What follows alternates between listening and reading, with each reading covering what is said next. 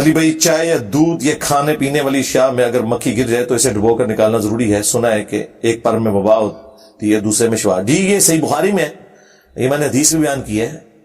پچھلے رمضان کے اندر جب مفتی انیف قریشی صاحب حفظہ اللہ تعالی نے مجھ پہ کرٹیسائز کیا تھا اور خالد ابن ولید کے وہ زہر پینے والے واقعہ جو جعلی واقعہ ہے، ضعیف اور من گھڑت اسناد کے ساتھ اسے بیان کیا تھا، تو اس کو ریبٹل کرتے ہوئے میں نے اس حدیث کو بھی کوٹ کیا تھا۔ السلام علیکم ورحمۃ اللہ وبرکاتہ۔ مکھی کے ایک پر میں شفا، ایک میں بیماری۔ تو اس ویڈیو میں آپ دیکھیں گے یا سنیں گے کہ یہ جو مکھی کا جو معاملہ ہے اور اس میں جو شفا اور بیماری کا معاملہ آیا ہے، تو آگ پر پکی ہوئی چیز کھانے کے بعد وضو کرنا فرض ہے، یہ بھی معاملہ ہے، اور نبی صلی اللہ علیہ وسلم کی ازواج محترات اپنے بال مبارک کٹوتی تھی، اس کا بھی معاملہ ہے۔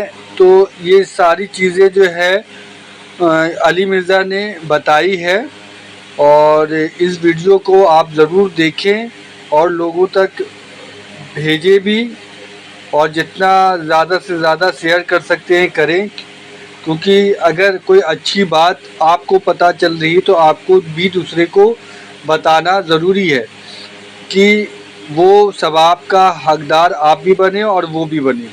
تو اللہ ہم سب کو صحیح راستے پہ چلنے کی توفیق عطا فرمائے، آمین ثم آمین۔ کہ نبی علیہ السلام کتنی احتیاط کرتے ہیں کہ ایک مکھی کے پر میں شفا ہے، دوسرے میں وبا ہے، اور پہلے وبا والا وہ ڈالتی ہے تو تم اسے ڈبو کے نکالو اور شفا کے ذریعے وہ بیلنس ہو جائے۔ یہ صحیح بخاری کی حدیث ہے۔ وہ نبی آپ کو یہ اجازت دیں گے کہ بسم اللہ پڑھ کے زہر والا آپ پیالہ پی لو؟ یہ سب فراڈ ہے۔ تو میں نے اس میں بھی یہ حدیث بیان کی ہوئی ہے، وہ آپ دیکھ لیں، یہ صحیح بخاری میں۔ جس چیز کو آگ نے چھوا ہو وہ کھانے سے وضو لازم ہو جاتا ہے۔ جی پہلے تھا، یہ جو آپ حدیث لکھ رہے ہیں نا، یہ بخاری مسلم میں بھی ہے، صرف یہ مسئلہ نہیں ہے۔ بخاری مسلم میں وہ احادیث بھی موجود ہے کہ نبی علیہ السلام ہر نماز کے لیے الگ سے وضو کرتے تھے۔ پہلے حکم یہ تھا کہ ہر نماز کے لیے الگ سے وضو کرنا ہے، چاہے وضو آپ کا ہے یا نہیں ہے۔ پھر آپ علیہ السلام نے غزوہ خیبر کے موقع پر اور فتح مکہ کے موقع پر ایک وضو سے کئی نمازیں پڑھی، اور صحابہ کرام نے کہا یا رسول اللہ صلی اللہ علیہ وسلم، آپ نے وضو کا اعادہ نہیں کیا، کیونکہ صحابہ ہی کرواتے تھے نا وضو۔ تو آپ نے فرمایا میں نے اسی لیے کیا ہے تاکہ میں تمہیں بتاؤں کہ اب یہ اللہ کی طرف سے نیا حکم یہ ہے کہ ایک وضو سے آپ کئی نمازیں پڑھ سکتے ہیں۔ اور اسی طریقے سے انہی حدیث میں آتا ہے کہ نبی علیہ السلام نے فتح مکہ کے موقع کے اوپر آگ میں پکی ہوئی چیز کھائی اور صرف کلی کی، وضو دوبارہ نہیں کیا۔ تو یہ منسوخ ہو چکا ہوا ہے حکم، اور یہ ناسخ و منسوخ انہی حدیث میں موجود ہے۔ اس کے لیے کسی مولوی صاحب سے پوچھنے کی ضرورت نہیں ہے۔ یہ آپ نے جو مسلم شریف کی حدیث لکھی ہے، اسے اگلی حدیث میں امام نبوی نے باقاعدہ چیپٹر باندھا ہوا ہے کہ یہ حکم منسوخ ہو چکا ہوا ہے۔ تو وہ ناسخ و منسوخ تو ہے، قرآن کے اندر ہے، تو اس میں کیوں نہیں ہے؟ قرآن میں جو ناسخ و منسوخ آیا ہے کہ پہلے حکم تھا کہ مرنے سے پہلے وصیت کرنا لازمی ہے، پھر سورۃ النساء میں اللہ تعالیٰ نے خود وراثت کے قوانین نازل فرما دیے، وہ آیات منسوخ ہو گئی۔ 5 ٹوٹل آیات ہیں قرآن کی جو منسوخ ہوئی ہیں، اور ان کی ناسخ آیات قرآن میں ہیں۔ ان 5 آیات کے پیچھے مولوی آپ کو 6,500 آیات نہیں پڑھنے دیتا، آلموسٹ۔ وہ جی پتہ نہیں اس دا پرانا حکم ہوئے، سرکار کسی نو نہیں، آج تک نہیں ہوا کہ قرآن میں یہ آیت پڑھ کے کہ نماز کے قریب مت جاؤ جب تم نشے کی حالت میں ہو، کسی مسلمان نے یہ رزلٹ نکال لیا ہو کہ نماز کے علاوہ نشہ کرنا جائز ہے۔ کبھی نکالا کسی نے؟ اور جو نشہ کر رہا ہے نا، اس نے بھی نہیں کبھی یہ رزلٹ نکالا، کیونکہ مسلمانوں کو پتہ ہے کہ یہ اس زمانے کی آیت ہے کہ جب نماز کے علاوہ شراب پینے کی اجازت تھی، اور بعد میں پھر وہ بھی اللہ تعالیٰ نے ختم کر دی، 4 سٹیجز میں شراب حرام ہوئی ہے۔ تو کیوں آپ رنگ میں بھنگ ڈالتے ہیں؟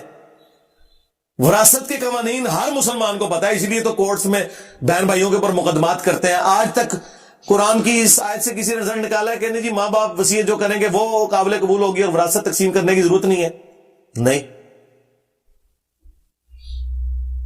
اس طریقے سے قرآن میں پہلے حکم تھا اگر کوئی عورت بدکاری کرے تو اسے قید کر دو، یہاں تک کہ، اور قید یعنی قید خانے میں نہیں، گھر میں رکھو یہاں تک کہ وہ مر جائے یا اللہ تعالیٰ کوئی اور حکم نازل فرمائے۔ پھر اللہ تعالیٰ نے سورہ نور میں حکم نازل فرما دیا، زانی کی سزا مقرر کر دی، وہ آیات منسوخ ہو چکی ہیں۔ آج کون سا مسلمان ہے جو یہ کہتا ہے کہ جو عورت بدکاری کرے اس کی سزا یہ ہے کہ وہ مرتے دم تک گھر میں رہے گی. سب کو پتا ہے کہ اسلامی سزا اس کی یہ بنتی ہے. اس طرح قرآن میں آیا تھا کہ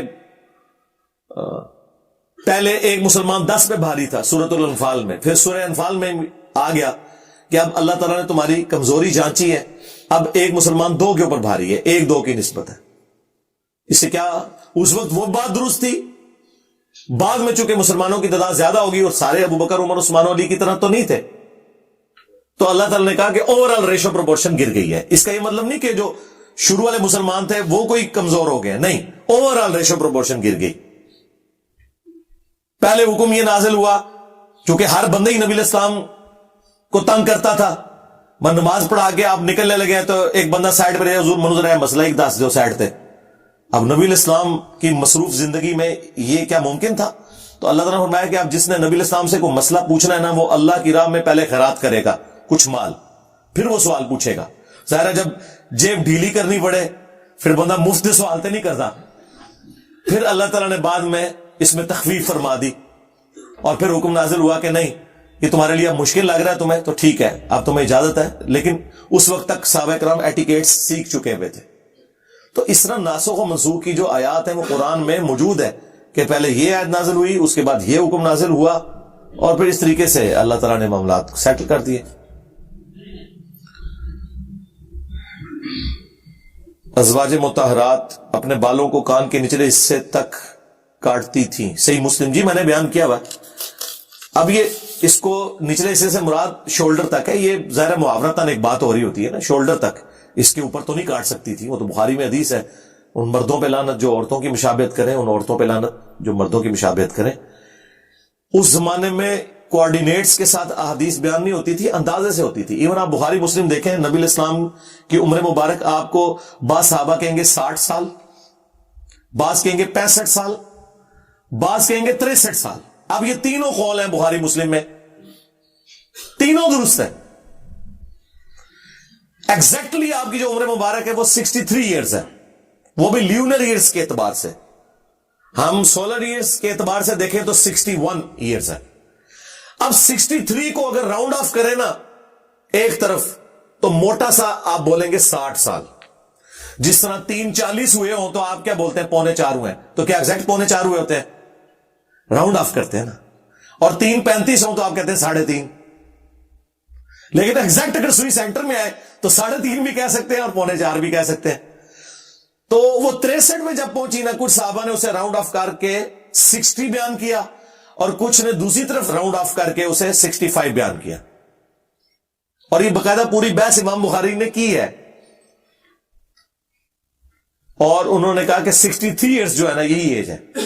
تو اس طریقے سے یہ جو آپ نے سوال پوچھا, تو اس طریقے سے یہ جو ذکر ہے نا کہ وہ کانوں کے نچلے کناروں سے کٹوا دیتی تھی, مراد یہ نہیں کہ ایگزیکٹ انہوں نے آپ کے یہاں سے کاٹا, یہ کان کے قریب یہ وہ ایک سائڈ کا کہا گیا, شولڈرز تک ہے. عورت شولڈر کے نیچے نیچے کٹوا سکتی, اس سے اوپر نہیں, اور مرد اپنے بال اس سے اوپر رکھے گا, نیچے نہیں کر سکتا.